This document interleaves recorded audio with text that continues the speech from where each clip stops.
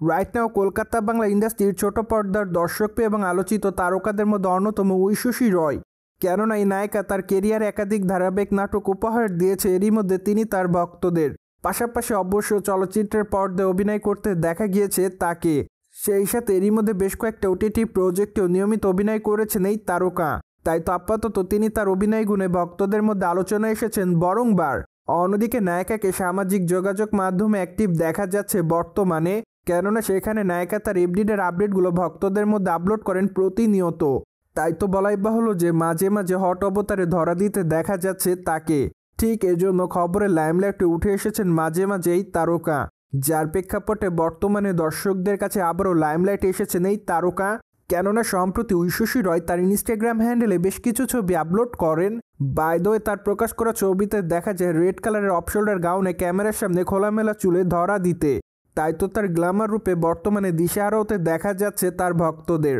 ঠিক এজন্য তার রূপের প্রতিও নতুন করে কাবু হচ্ছে তার অনুরাগীরা, যার প্রেক্ষাপটে অনেকে তাকে লাভলি বলে দাবি করেন। পাশাপাশি অ্যামেজিং লিখেছে অনেকে।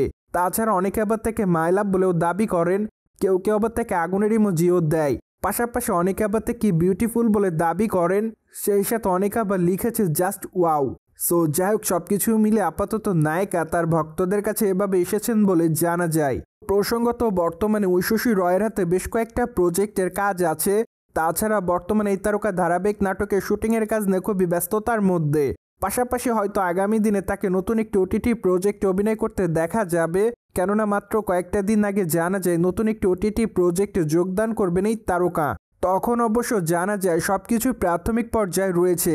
তাই তো এখন এই বিষয়টি নিয়ে আনুষ্ঠানিক কোনো বক্তব্য দিতে পারছে না নায়িকা।